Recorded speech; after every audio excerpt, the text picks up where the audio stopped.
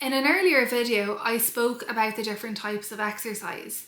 Today I'm going to talk briefly about resistance training.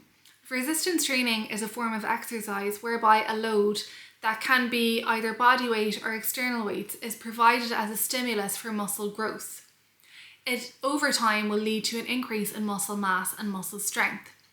Essentially, you are working your limb or your muscle against a resistance. And like I said, this is provided either through body weight or through external weights.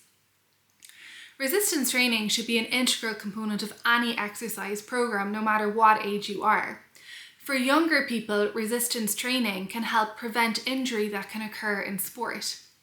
In older people, it takes on even greater importance, as it is the only proven non-pharmacological intervention that will offset the age-related decline in muscle strength and mass. The engagement with resistance training appears to be much lower than the engagement with endurance training. This may relate to time constraints, access to resources, and a high perceived level of difficulty.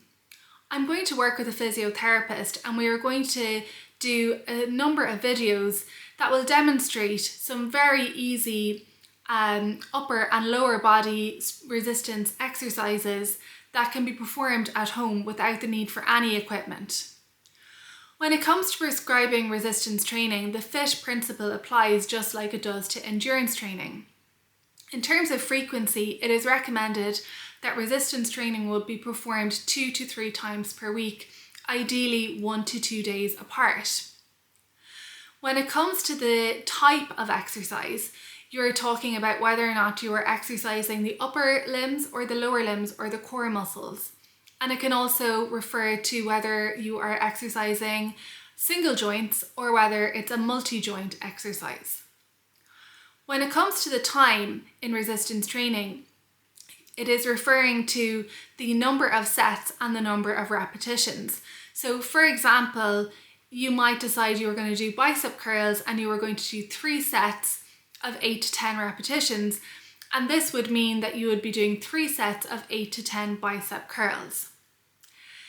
When we are referring to intensity in resistance training, it is referring to the amount of resistance that you are exercising against. A frequently used term would be the repetition maximum or the 1 repetition maximum, and this is the maximum amount of weight that you can lift for 1 repetition. And then the intensity can be prescribed based on a percentage of the 1 repetition maximum.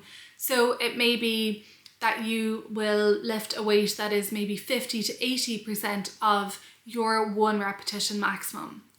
Now, if you are just starting an exercise program of resistance training, I wouldn't necessarily focus on things such as a repetition maximum. If you haven't done resistance training before, you are better off starting with body weight or very light weights.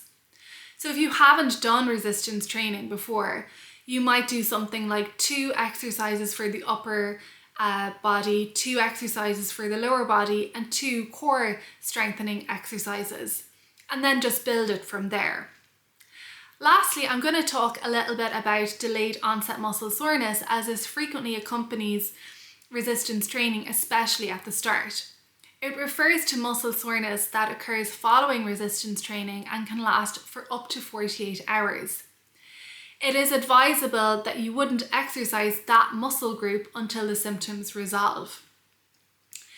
If you are frequently or continuously experiencing delayed onset muscle soreness with resistance training, then you might need to look at either reducing the weight you are lifting or reducing the number of repetitions or the number of sets, and then take it from there.